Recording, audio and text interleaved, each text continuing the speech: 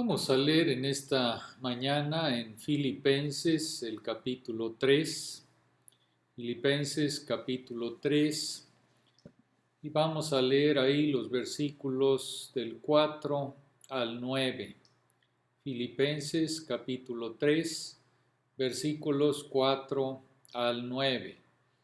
La palabra del Señor dice: aunque yo tengo también de qué confiar en la carne, si alguno piensa que tiene de qué confiar en la carne, yo más, circuncidado al 8º día, del linaje de Israel, de la tribu de Benjamín, hebreo de hebreos, en cuanto a la ley, fariseo, en cuanto a celo, perseguidor de la iglesia, en cuanto a la justicia que es por la ley, irreprensible.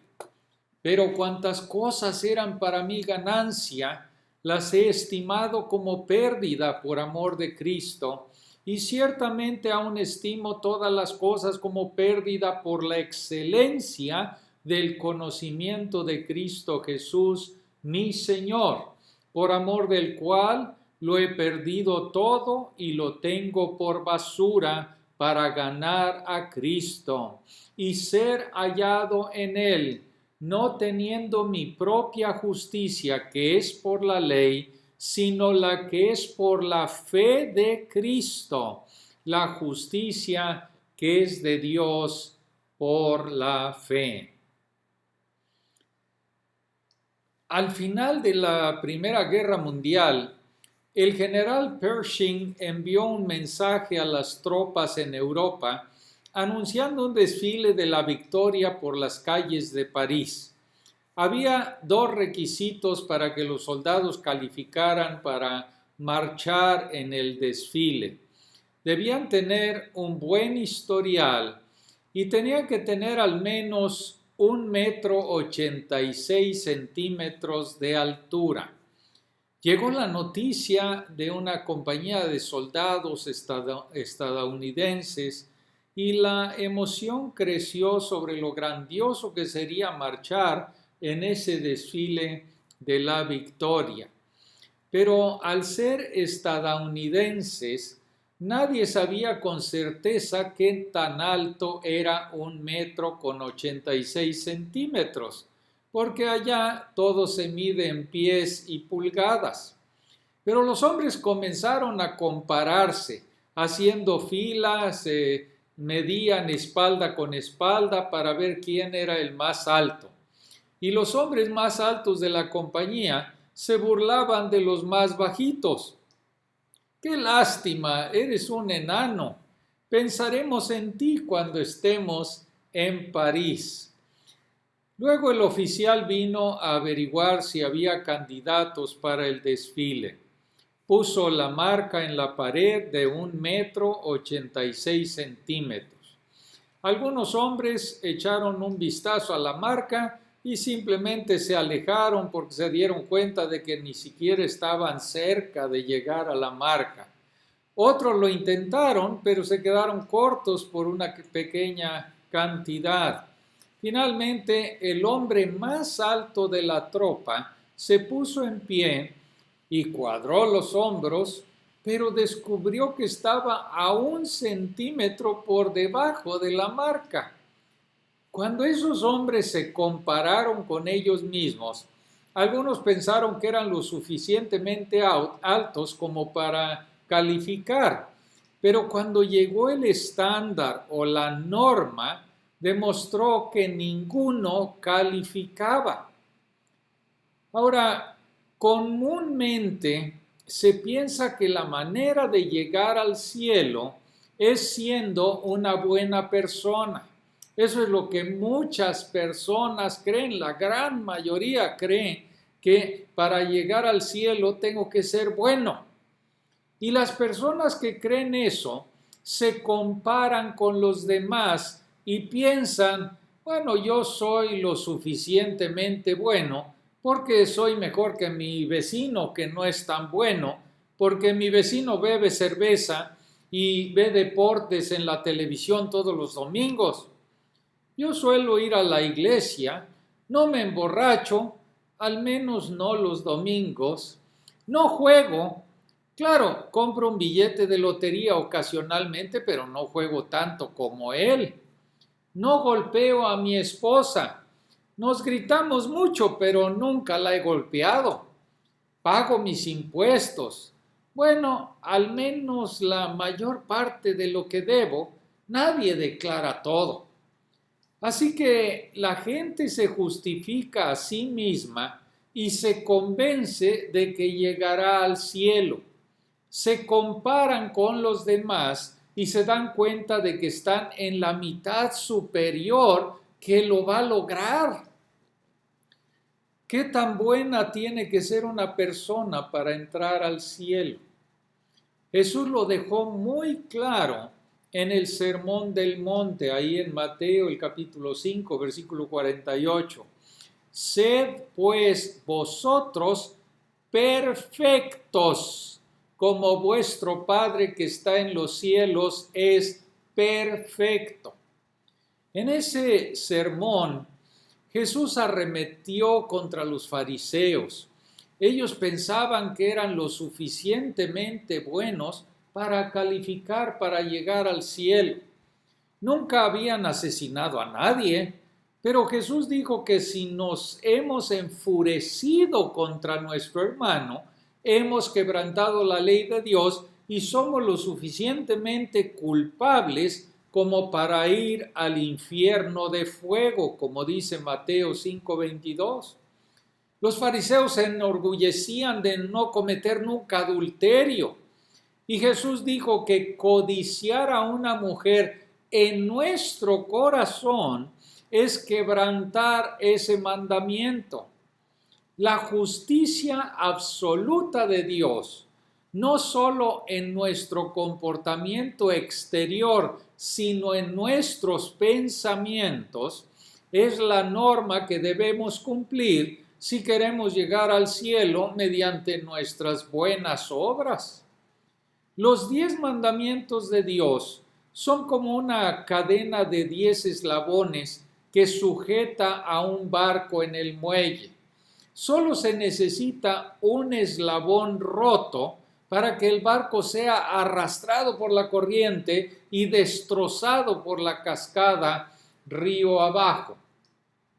Algunos que en apariencia son personas bastante buenas, pueden mirar a alguien que ha roto todos y cada uno de los eslabones de la cadena y pueden pensar, yo soy mejor que él. Pero un eslabón roto es tan efectivo como 10 eslabones rotos para hundir ese barco en la destrucción. Por eso Pablo concluye en su argumento en Romanos el capítulo 3, versículo 23, por cuanto todos pecaron y están destituidos de la gloria de Dios, por cuanto todos pecaron y se quedan cortos de la gloria de Dios. O como Pablo lo pone en Gálatas capítulo 2, versículo 16, por las obras de la ley nadie será justificado. A pesar de la repetida y clara enseñanza de la palabra de Dios, persiste el error de que todo aquel que según las normas humanas sea una persona buena, sea una persona decente, va a entrar al cielo sobre la base de sus buenas obras. En la raíz de esa persistente herejía está el orgullo, que es lo que aleja a la mayoría de las personas de Cristo y del Evangelio. Como vimos en nuestro último estudio, Pablo estaba asolado por grupos de falsos maestros llamados judaizantes, quienes infectaron las asambleas que él fundó con un error sutil que apelaba al orgullo. Ellos no negaban que una persona debía confiar en Jesucristo para la salvación, pero añadían las obras, especialmente el rito judío de la circuncisión, lo añadían a la fe en Cristo como un requisito esencial para la salvación.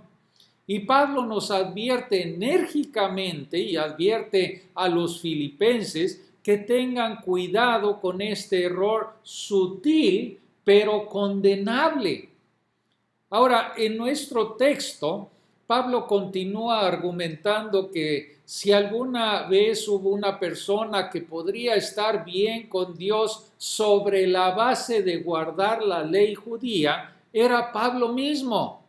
Tenía su acreditación por nacimiento, tenía su historial por experiencia, pero en el camino a Damasco se dio cuenta de que todas esas cosas con las que él contaba para estar bien delante de Dios eran peores que inútiles. Las tiró todas a la basura y se aferró a Cristo por medio de la fe. Al advertirnos contra este cristianismo falso que aún persiste el día de hoy, que mezcla la fe en Cristo con la fe en las buenas obras, Pablo muestra que los verdaderos cristianos consideran todo mérito humano como una pérdida para ganar a Cristo a través de la fe. Si se dan cuenta aquí, la imagen puede ser de un libro de cuentas de tu vida. Antes de Cristo, ingresó en el lado de las ganancias una serie de cosas que pensabas que eran ganancias que te harían calificar para el cielo. Pero si realmente conociste a Jesucristo, tuviste que tomar todas esas cosas que para ti eran ganancia y moverlas al lado de las pérdidas de ese libro de contabilidad. Entonces, en primer lugar, el verdadero cristianismo significa contar todo mérito humano como pérdida. No puedes aferrarte a la noción de tu propia bondad y ser un verdadero cristiano. El verdadero cristianismo requiere que veamos la absoluta inutilidad de lo mejor de nuestro valor, la absoluta inutilidad de lo mejor de nuestras obras cuando se trata de encomendarnos a Dios para que renunciemos a toda la confianza en esas cosas. Y aunque no todas las conversiones son tan repentinas y dramáticas como fue la de Pablo, toda persona que se haya convertido verdaderamente tendrá el mismo cambio radical de enfoque que experimentó Pablo. Va a reconocer que no hay lugar para la bondad humana de ningún tipo como evidencia que justifica en la corte celestial. Si estás confiando en todo lo que eres o en cualquier cosa que hayas hecho para obtener la vida eterna, entonces lo abandonas todo y te arrojas completamente a la misericordia de Dios a través de la cruz de Cristo. Entonces debemos estimar todos los méritos heredados o adquiridos como pérdida. Y Pablo está aquí desafiando a los judaizantes a un enfrentamiento. Pablo les está diciendo que él puede igualar y superar cualquier bondad humana de la que quieran gloriarse como la base para tener una posición correcta ante Dios. Está demostrando que no cambió de dirección porque de alguna manera no podía encontrar las credenciales necesarias para el camino de las buenas obras hacia Dios. Su lista contiene 4 cualidades heredadas, contiene 3 cualidades adquiridas en las que Pablo anteriormente confiaba para tener una posición correcta delante de Dios, pero que había contado todo como pérdida en lugar de ganancia. De las cualidades heredadas comienza con la circuncisión, ya que eso era lo que los judaizantes ponían al principio de la lista.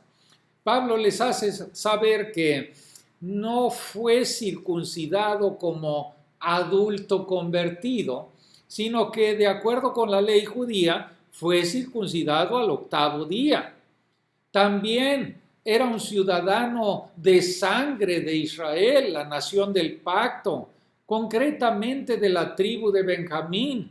Y en el territorio de la tribu de Benjamín estaba la ciudad santa de Jerusalén, la tribu que proporcionó al primer rey y que más tarde permaneció con la tribu de Judá en el reino del sur cuando las tribus del norte se separaron. Él también dice hebreo de hebreos, y esto apunta tanto a su linaje como a su idioma, hablaba la lengua materna. Además de estas cualidades, Pablo había trabajado arduamente para adquirir una serie de cosas que pensó que lo encomendarían ante Dios.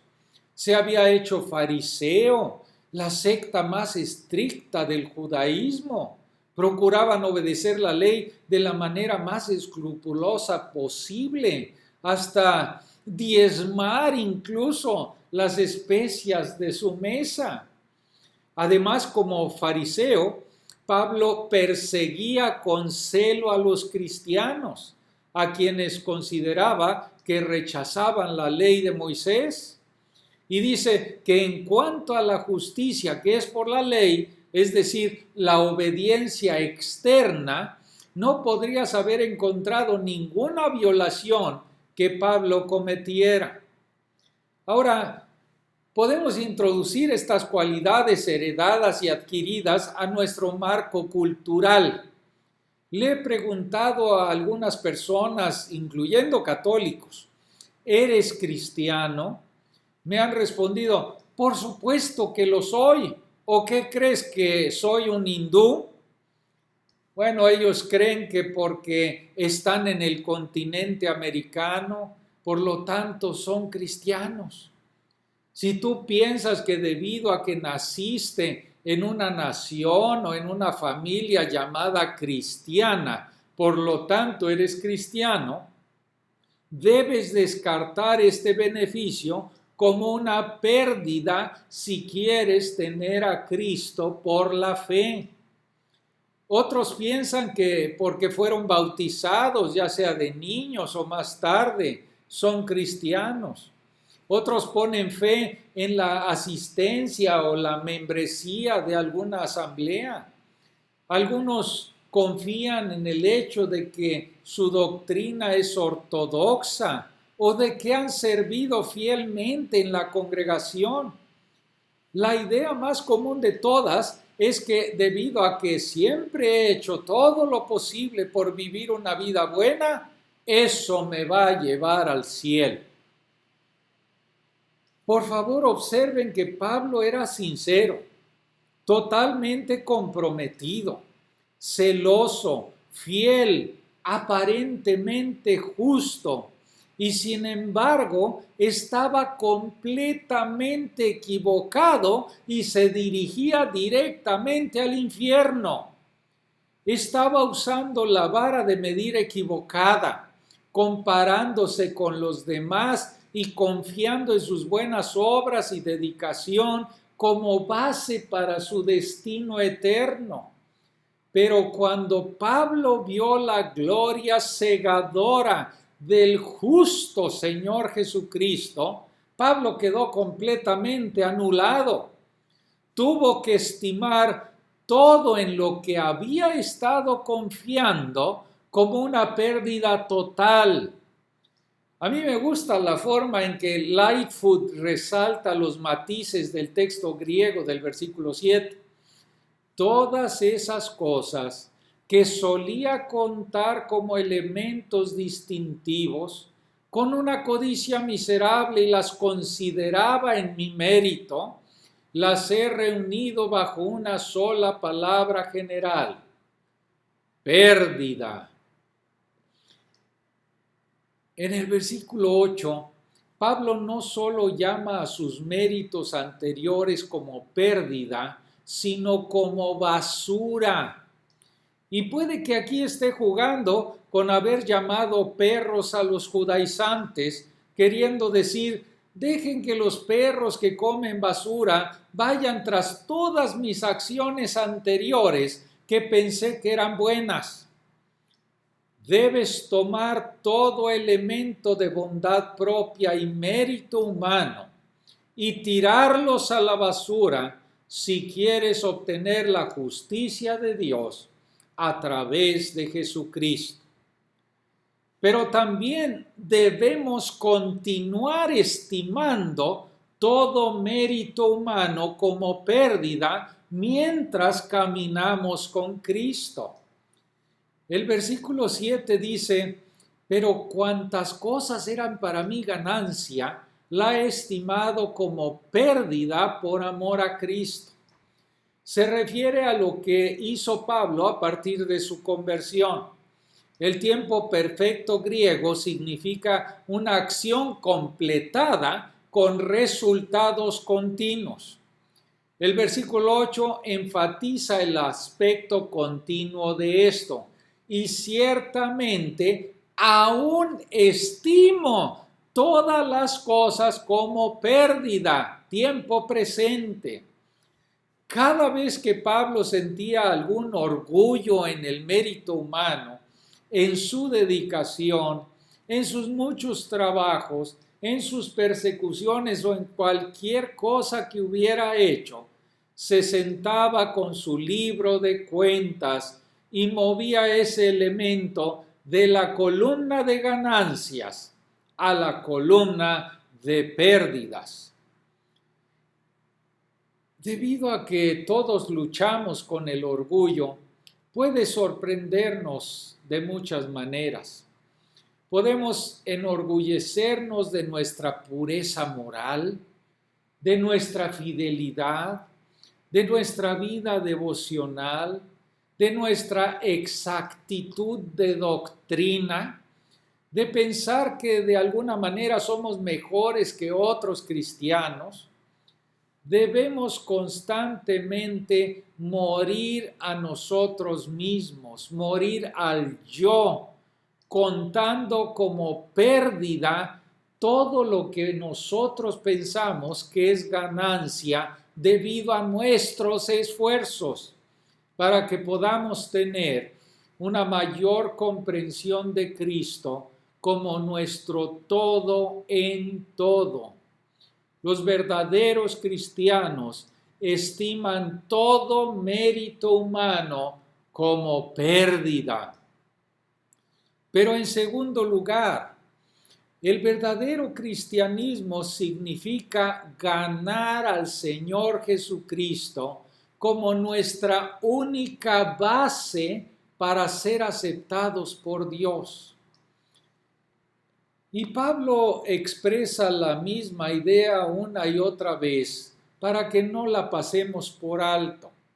Estimaba todas las cosas como pérdida por amor de Cristo, por la excelencia del conocimiento de Cristo Jesús, mi Señor, para ganar a Cristo, para que pueda ser hallado en Cristo, a fin de conocerle, dice el versículo 10, que vamos, si Dios quiere, a ver la próxima semana.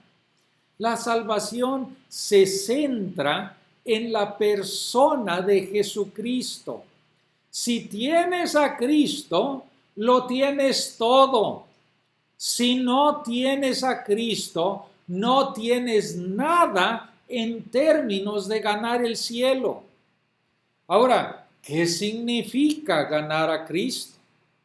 Ganar al Señor Jesucristo significa llegar a un conocimiento personal de Él. Fíjense, Cristo Jesús, mi Señor, dice el versículo 8. Aquí no hay planes grupales ni familiares. El hecho de que Él sea el Salvador de tus padres no significa que sea tu Salvador. Todo cristiano verdadero puede decir con Pablo que Él es Cristo Jesús, mi Señor.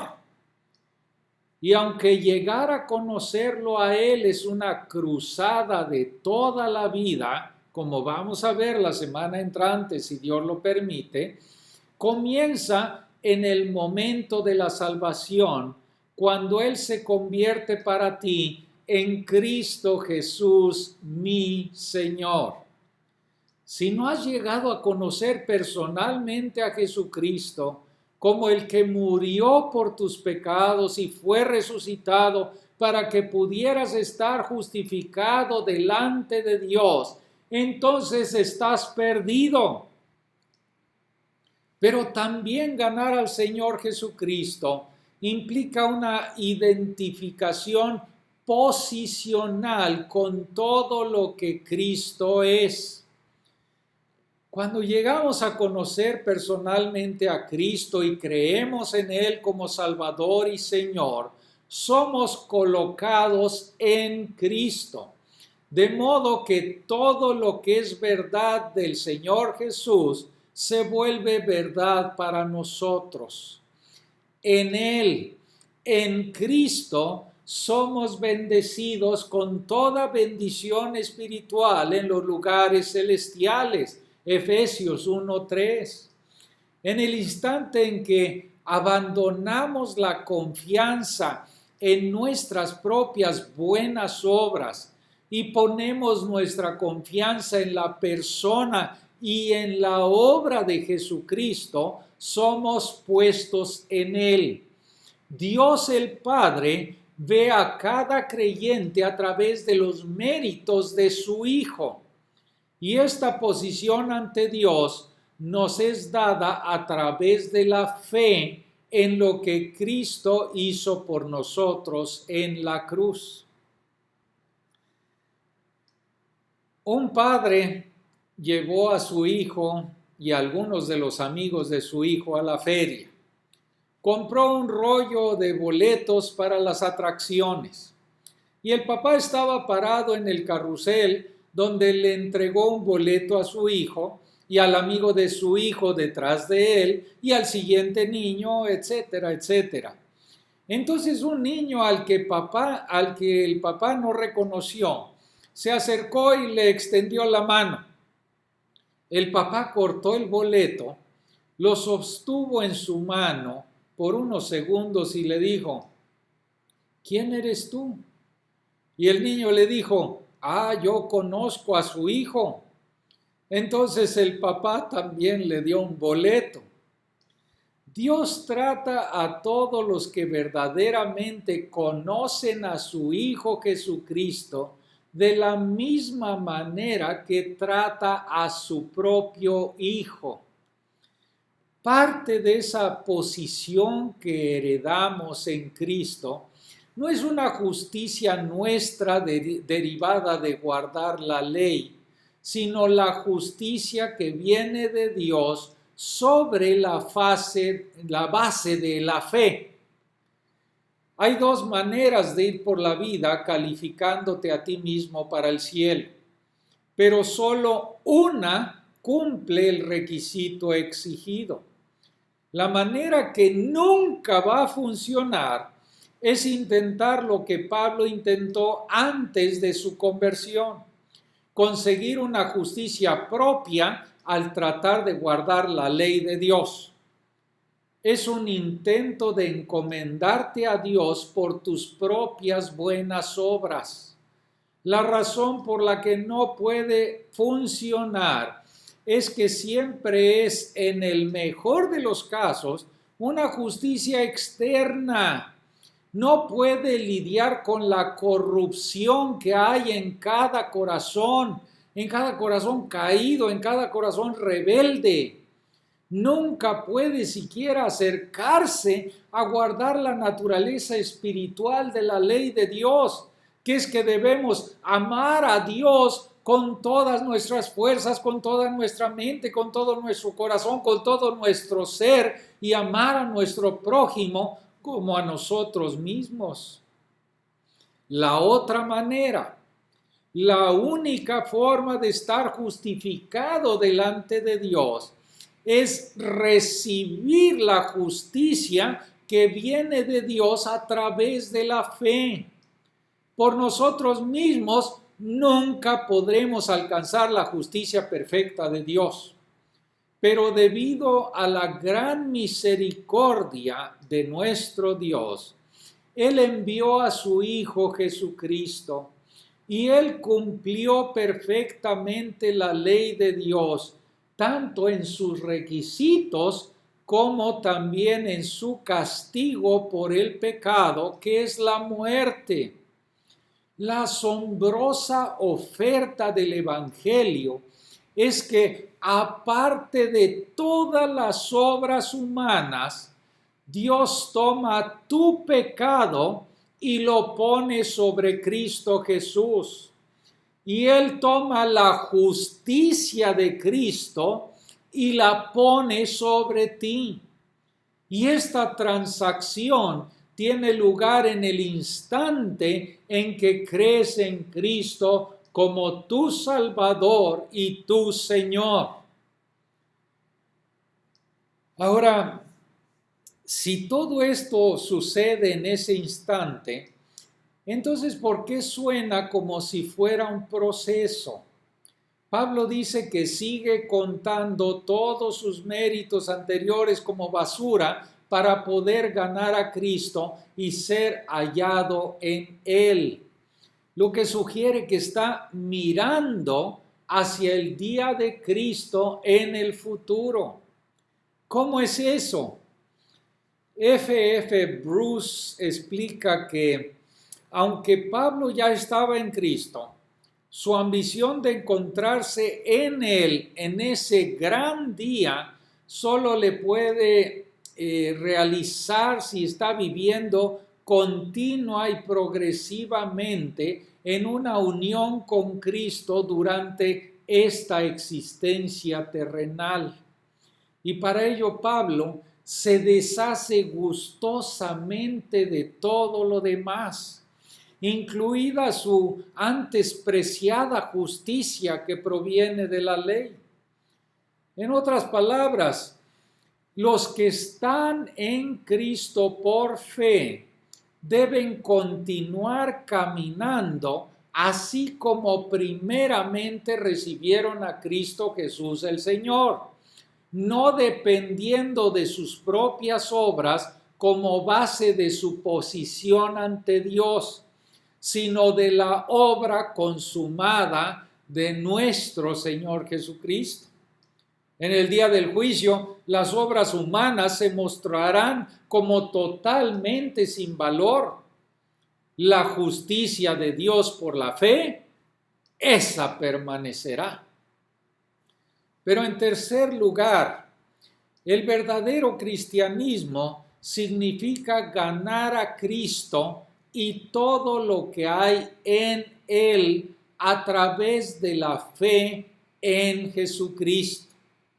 Ahora, fíjense muy bien, la fe no es algo que debamos desarrollar, es simplemente la mano que toma lo que Dios ofrece gratuitamente.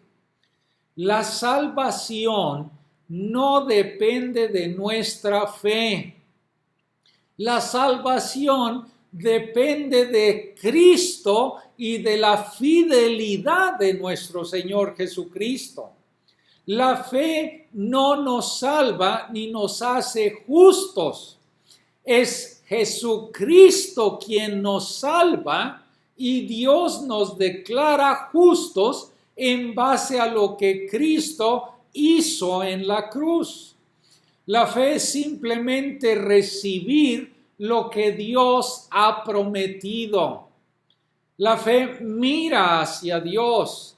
La fe no mira hacia ella misma y tampoco a ninguna obra o mérito humano.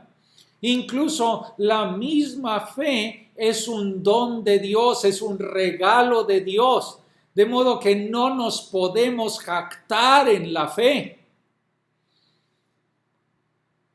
En la década de 1730 en Inglaterra, un joven llamado George Whitefield deseaba desesperadamente estar justificado ante Dios. Como estudiante en Oxford, formó parte del Club Sagrado, y este Club Sagrado le pusieron el nombre en burla por sus compañeros. Pero en ese club estaba junto con John y Charles Wesley. Los miembros de ese club se levantaban temprano todos los días para largos devocionales y oraciones. Se disciplinaban para no perder ni un minuto del día. Escribían un diario todas las noches en el que se examinaban y condenaban a sí mismos por cualquier falta durante ese día. Ayunaban todos los miércoles y los viernes y apartaban el sábado como día de reposo para prepararse para el día del Señor. Participaban de la cena del Señor todos los domingos. Intentaban persuadir a otros para que asistieran a la asamblea y se abstuvieran de mal. Visitaban las cárceles, daban dinero para ayudar a los reclusos y para la educación de sus hijos. Whitefield casi arruinó su salud al salir en un clima frío y postrarse ante Dios durante horas, clamando por la liberación del pecado y de Satanás. Durante 7 semanas estuvo enfermo en cama, confesando sus pecados y pasando horas orando y leyendo su Nuevo Testamento griego. Sin embargo, según él mismo admitió, no era salvo, porque confiaba en todas estas cosas para salvarse. Finalmente, en un sentido de absoluta desesperación, rechazando toda confianza en él mismo, puso su alma, su vida misma en las misericordiosas manos de Dios por medio de Jesucristo. Creyó en él y un rayo de fe concedido desde arriba le aseguró que nunca sería rechazado. La carga de sus pecados fue quitada, se llenó de gozo y Whitefield se convirtió en el gran evangelista usado por Dios en el primer gran despertar de la Iglesia de Cristo. Felizmente, no todos tenemos que pasar por la agonía del alma por la que pasó George Whitefield, pero todos debemos llegar al mismo lugar que él llegó, donde como inservible tiramos por la borda toda confianza en el mérito humano y nos aferramos al Señor Jesucristo como nuestra única base para ser aceptados por Dios. Si perdemos todo nuestro orgullo y confianza en nosotros mismos a cambio de Cristo y el mérito de nuestro Salvador, lo ganamos absolutamente todo.